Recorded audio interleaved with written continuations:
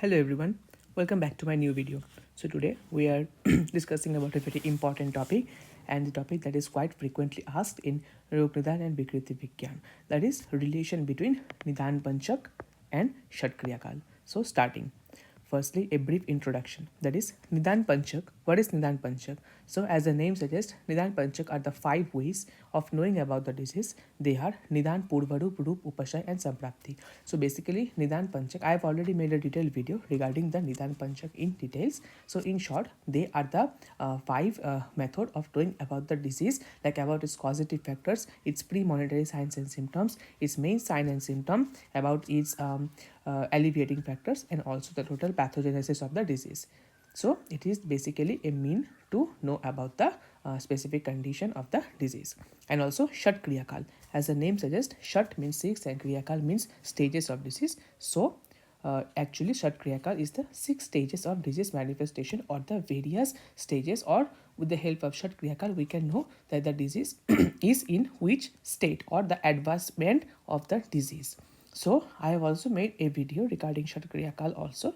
You can check the video. I have left a link of that video in my description below. Shat Kriyakal mainly comprised of 6 stages, that is Chay, Prakop, Prasar, Sthan Samshray, Vyakti and Bhed. So now question is always asked, what is the relation between Nidan Panchak and Shat Kriyakal, and if there is any relation. So in this video I am trying to explain the relation between the Nidan Panchak and the Shat Kriyakal. So let's dig into this. We are going to take the first kal, that is the Chay Avastha. As we know, the Chay is the first kal of among the Shat Kriyakal, and Nidan is the first Panchak, that is the Nidan. So what does Nidan say? Acharya Madhavkar has said that Seti Kartabhataka Roga Utpadak Hetu Nidanam, and Acharya Charak has said that Tatra Nidana Karanam Ityuktam Agreho. Whereas Chay, what is happening in Chay is that in Chay Avastha there is accumulation of the dosha due to influence of certain causative factor. This is important. Thus, this stage can be, it will be this stage can be correlated with that of Nidan, where certain causative factors causes or adds to the accumulation of the doshas. So if we look closely, then what is Nidan? Nidan is nothing but the causative agents that is responsible towards forming certain diseases. And what is happening in the Chay? There is accumulation of the dosha due to certain causative factor. So if we compare among both of these, so there is one thing common between both of them, that is the causative factor. So thus that is why Nidan can be correlated with that of Chay Avastha. And the lakshanas that are quite manifested in this Chay stage are: in Vata there will be Stabda Purana and Koshtha Tod. In Pith there will be Manda Bhaso and Manda Ushnata, and in Kapha there will be Anganam Gauravam and Alasya. So these are the common signs and symptoms that are often manifested in the Chay Avastha of Vat Pitta Kapha respectively, and Chay Avastha is compared with that of Nidan. Second, the Nidan is again correlated with that of Prakop. So why? Let's study this. We all know that if in the Chay Avastha itself, if the disease is not controlled, then what will happen is that there will be further accumulation of the doshas. So it is said that if the doshas are not controlled, then under the influence of causative factors which are continuously being applied, there are further accumulation of the doshas which now have the ability to move from its place. So again, if we look into closely, again there is a factor of the causative factors, that is in the Chay Avastha, if the stages are not controlled, that means there is still involvement of the causative factors, and the causative factors here involved is of much greater in quantity. So basically it is that of Nidan only, that is Tatra Nidanam Karanam Iktyum Agriho, as said by Acharya Charak, or Hetu Sete Kartabhataka Rogo Utpadak Hetu Nidanam. That is, there are under the Nidan are the causative factors towards forming of a disease, be it in its initial stage or be it in a later stage, but that is basically involvement of the causative factor. That is why Nidan is correlated with that with Prakop, in the Prakop stage. And the lakshanas are: in case of Vat dosh, it will be Koshtha dosh Sancharan. In Pith, there will be Amlika, Pippas and Paridaha. And in Kapha dosh, there will be Hridaya Utklesh and Anna Dvesh. Next, again, the pressure avastha can be again correlated with that of Nidan. Why? Again, if we know that if even in the Prakop avastha, the diseases or the doshas are not controlled, then there is further accumulation, and due to more accumulation there is aggravation of the doshas, as a result of which happen that they come out from their own side and start to move from their own place to all over the body. Now one thing to be make sure that in this stage they only move from one place to another place only when there is the continuous nidan, means the nidan has to be there in order to processes to be occur. If you just think that if there is no nidan, then the doshas would not get aggravated, and if the doshas were not aggravated, then it would not have reached up to the pressure avastha only. If the doshas were controlled, if the nidanas were prevented, then the disease would have cured. But since the nidan is not prevented, there is continuous application of the nidanas, that the doshas are getting continuously accumulated and it is now getting aggravated and is starting to move from one place to another. For this reason, the nidan stage is also correlated with that of pressure avastha.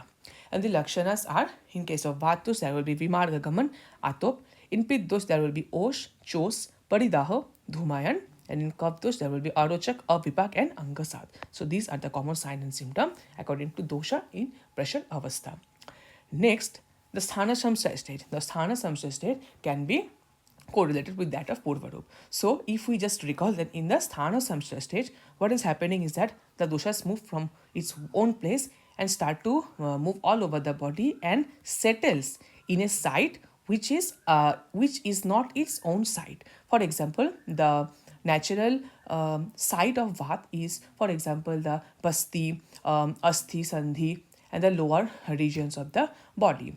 But however, if the Vata dosh on getting too much accumulated and aggravated, it settles in, let's say, umbilicus or in amashaya, which is the sthan of pith. So in that cases, that is sthana samshaya of Vata dosh. So similarly, what is happening is that the doshas move from one place to another and settles where there is kha vaigunya. Now what is kha vaigunya? Kha vaigunya means space deficit.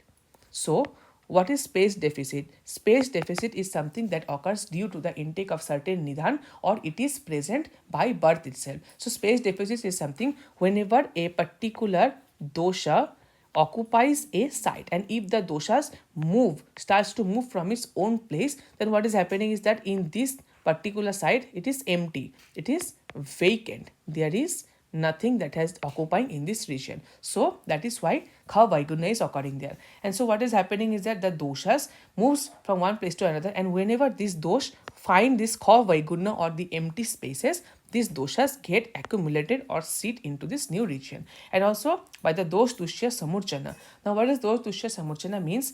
The new dosh will be settling into another site which is not his own place, or which was a site to the other dosha. Now what is happening is that the new and the earlier dosh will counteract with one another, and this is known as dosha dushya samurchana. And due to this reason, there is manifestation of purvarup, which is the most important characteristic feature of sthana samshaya. That is why purvarup is shown here. Now what is purvarup? They are nothing but the prodromal sign and symptom. Why it is shown? It is due to because of the dosh dushya samurchana. So, thus Purvarup stage can be correlated with that of Sthana Samshaya stage. Now, if we jump further, then we can see the Roop stage can be correlated with that of the Vyakti Avastha in Sat Kriyakala. Now, how? So, if we see that here, if the doshas are not yet controlled, then there is manifestation of the disease with all of its proper symptomatology. This stage can be correlated with the Roop stage, where there is manifestation of the sign and symptom.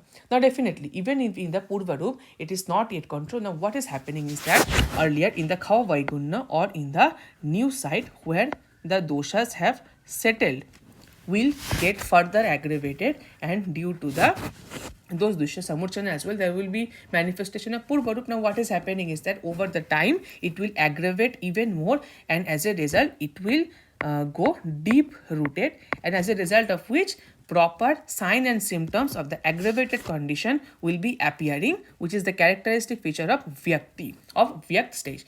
Now if we look into the terminology also, vyakt is it actually means vyakt, to show, means vyakta avastha, or mean the avastha in which it can be seen. What can be seen? It is the sign and symptomatology that can be seen in this stage. So that is why, and what is roop? Roop is nothing but exactly the symptomatology or the sign and symptoms of a particular disease. That is why roop can be correlated with that of Vyat Avastha. Next, we have Samprapti, which can be correlated with that of the last Kriyakal stage, that is the Bhed.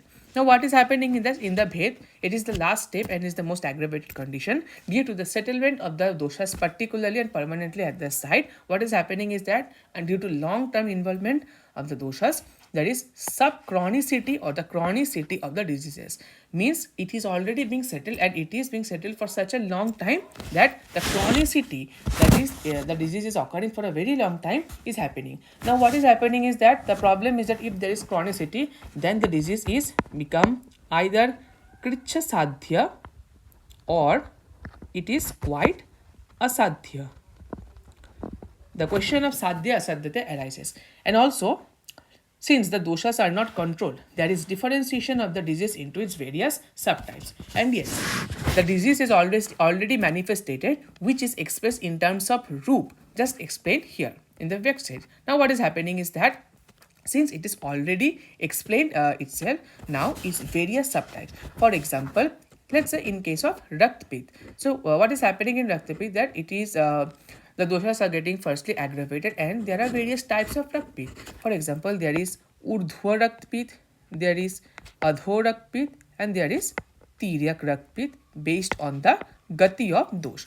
Now what is happening is that firstly there will be Raktapit, and upon the further aggravation, the Raktapitta will be showing its sign and symptomatology based on its subtype. For example, these three other types. For example, if there is Urdhva Raktapitta, then there will be bleeding from the upward orifices of the body, that is from the bleeding from the nose, nasal cavities, the bleeding from the eyes, mouth, and so and so.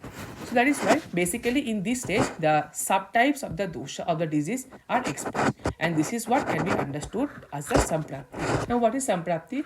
As we can learn from this sloka itself, yatha dushtena dusheno yatha cha anu visarpa. Visarpa means gati. So basically the dosh gati is here also being involved here. So due to the chronicity of the disease, the dosh gati, starting from the intake of Nidan to its aggravation to manifestation of Purva Roop, then manifestation of Roop, and finally showing its subtype. It is the total pathogenesis of the diseases. That is why it is seen as yatha dushteno dosheno yatha cha visarpata. Nivrittira amasai syahaso samprapti jatira agati. So it has been clearly mentioned that the total pathogenesis of the disease, that is intake of certain Nidan, aggravation and accumulation of the doshas, manifestation of Purva Roop, and then going to the chronicity or the subchronicity, and finally the differentiation of the disease into its various subtypes can be understood. And this is what is exactly happening into the Bhed stage. So that is why the Samprapti can be correlated with that of the Bhed Kal of the Sat Kriyakala. So this is the correlation between Nidan Pancaka and Sat Kriyakala. So summing it up, the Chai Avastha can be correlated with that of Nidan. The Prakop Avastha can be again correlated with that of Nidan, and so does the Prashar Avastha, which is also correlated with that of Nidan. So Nidan is correlated with the three Avastha, that is Chai, Prakop, and Prashar. Next, Sthana Samshray is correlated with that of Purva Roop. Vyat stage is correlated with that of Roop, and Bhed stage is correlated with that of Samprapti. So in this video, we have discussed about the relation and why it is exactly happening. That is the relation between the Nidan Pancaka and the Sat Kriyakala. If you have any question regarding this video, do let me know down in the comment section below. Thank you, and do subscribe to my channel for more such contents. Thank you and have a nice day.